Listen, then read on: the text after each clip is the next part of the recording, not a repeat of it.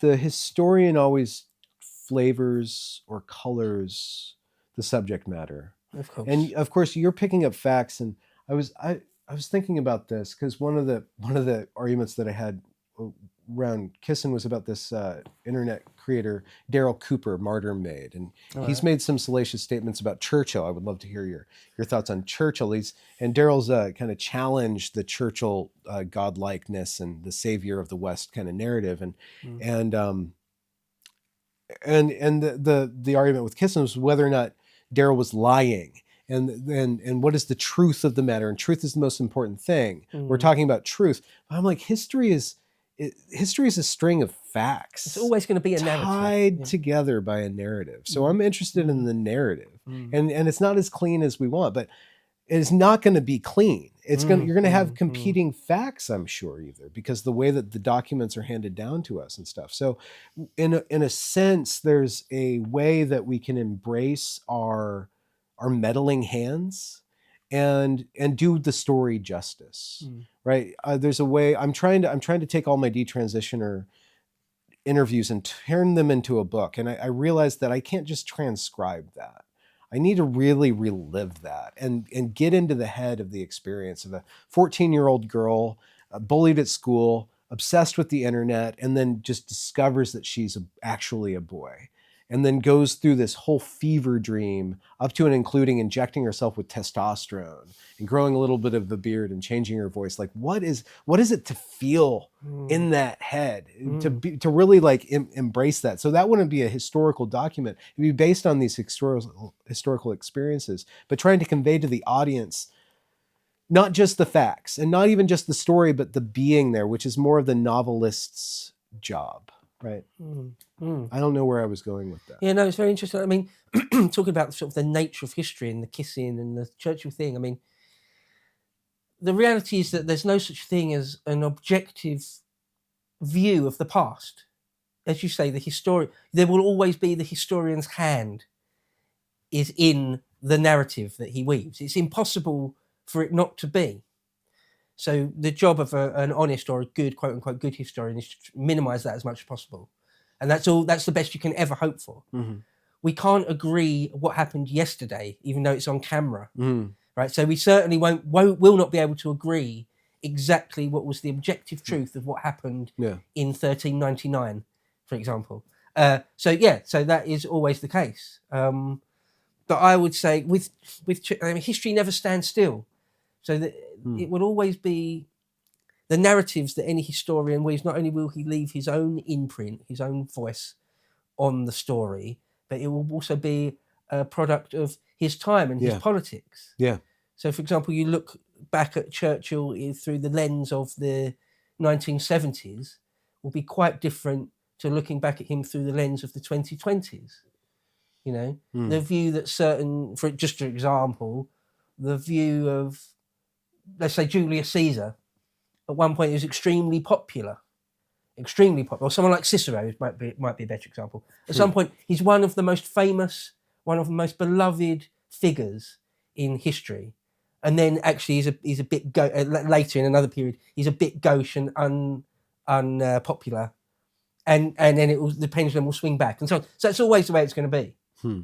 I mean, just for me, if I just throw in my 2 pence on Churchill, I'm not much of a fan. I don't buy the narrative that he's the greatest Briton that ever lived, for example.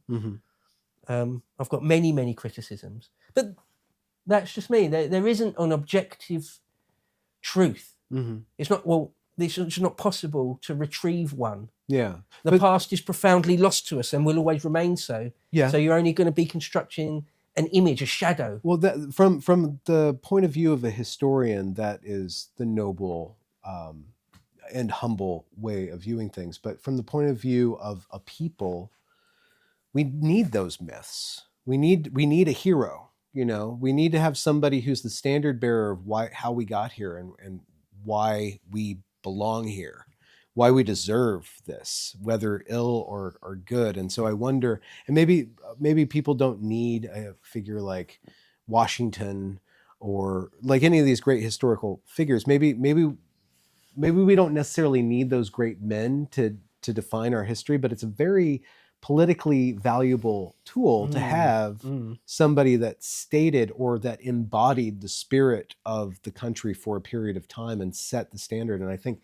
that's one of the beloved aspects of monarchy, and one of the sad things about monarchy not being here is that you had somebody who aspired to and was expected to be the embodiment of and the soul of the people on some level. And I think we lose a little bit of direction without having that, and that's why somebody like Elon Musk is very galvanizing, because that man runs all these companies, and he's responsible for all of them, and they're responsible to him. There's this really direct Elon-ness that he's fulfilling. That's why Trump is actually so scary to people, and I think that's why he's flirting with autocracy and the trappings of kingsmanship, because he's tapping into something that we long for, which is a leader, which is somebody that's great, that's push us forward, that we can still say, well, he's flawed, but he's driving us somewhere.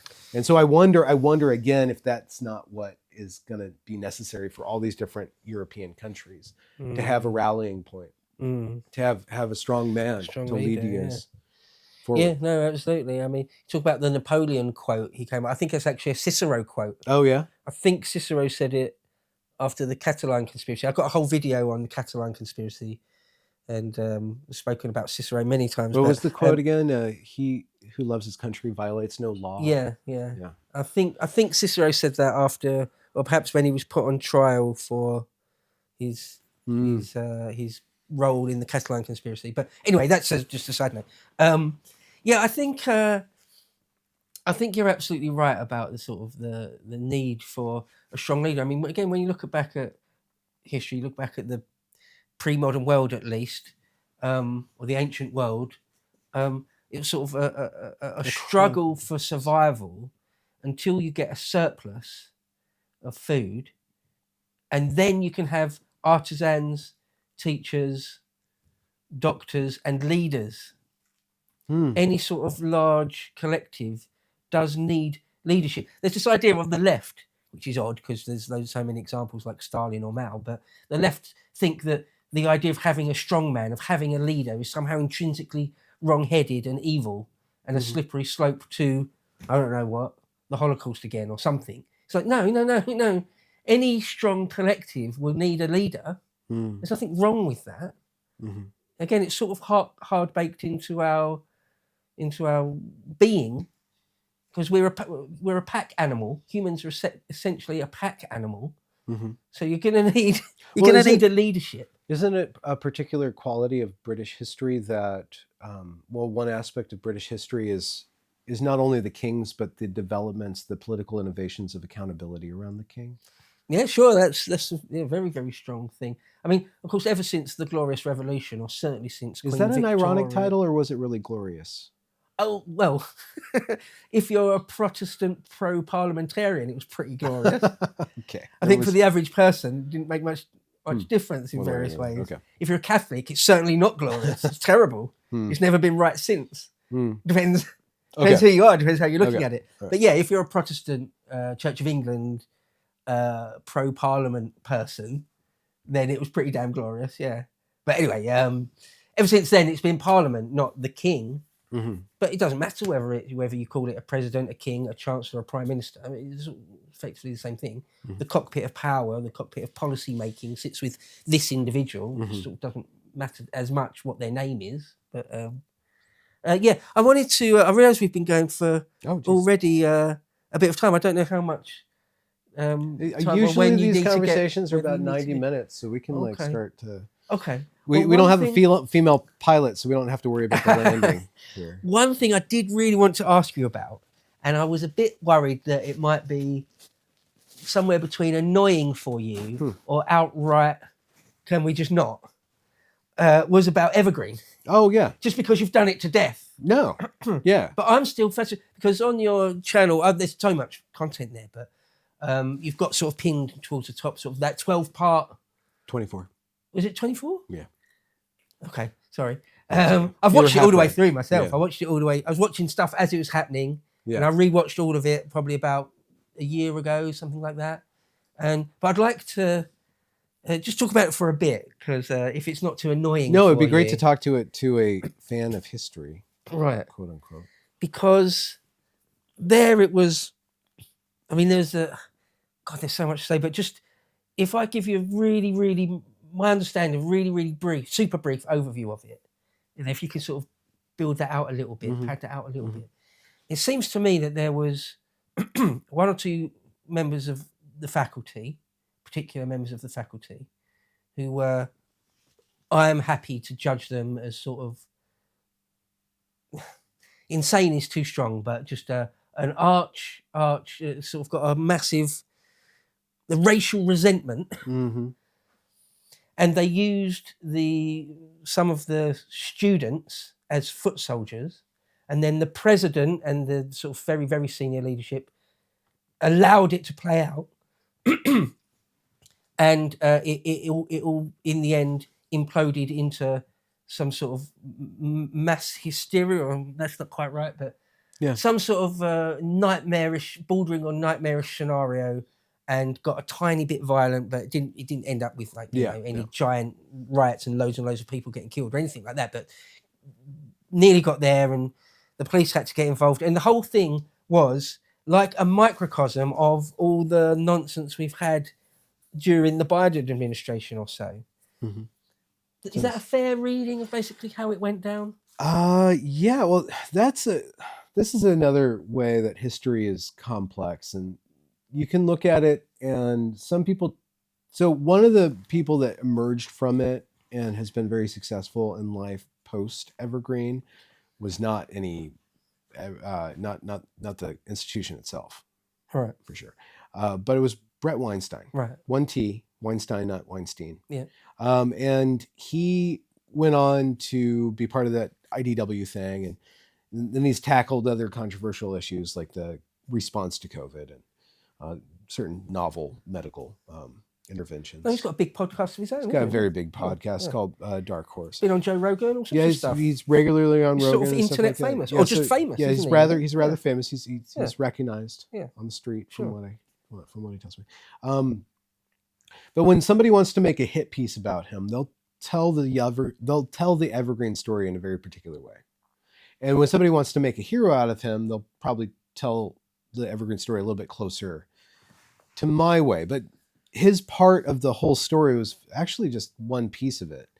And his major role... When they confronted him outside his class that time.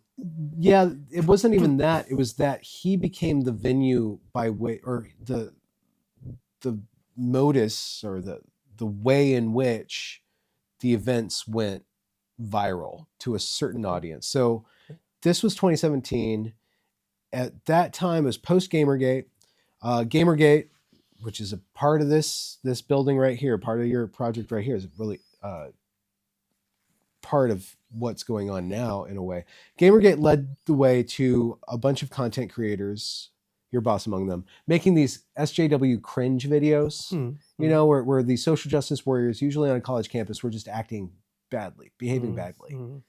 Fatty's acting badly or something like that, you know, the blue-haired freakazoids or whatever like that. So when Evergreen happened, the students recorded the whole thing and put it on the internet because they thought they were doing the righteous, just thing, because they had been taught that they are on the right side of history no matter what, because of their skin color, because they're fighting against oppression. That would have gone really viral because it was so cringe. But because you had Brett Weinstein deciding to speak to Tucker, deciding to go on Rogan, go on Dave Rubin, and giving it a more intellectual answer to that, it led the people who were not what AA would call like people who just love slop, you know, that SJW cringe compilation. It was just slop. Yeah. But Brett gave it to an audience that was a little bit more, what the heck is going on? This is a bigger problem. And he kind of legitimized it in a way, or legitimized the critique by leading it to another audience. And I don't think he understood that that's what he was doing. I was there when it happened, and I was listening to professors trying to figure out how to respond to Brett, because Brett went on Tucker, and they thought that was totally wrong. He should have never left. He should have just accepted his fate as a racist Jewish white supremacist Jew. He should have Who just kept it hadn't all done or in. said anything racist. Yeah, he should have Yeah, never yeah. let it out there. Yeah. And they were formulating a public response, this open letter public response, where they basically said that the students didn't do anything wrong. We need to rewrite the student code of conduct to make sure that they don't get in trouble. And Brett did everything wrong, and we need to rewrite our faculty handbook so that we can get him in trouble. And I remember being in the room while they were composing this document, because I was talking to one of the professors, and his wife was composing this document. I saw the document. I'm like, Brett's going to be on Rogan tomorrow. You don't want to release this right now.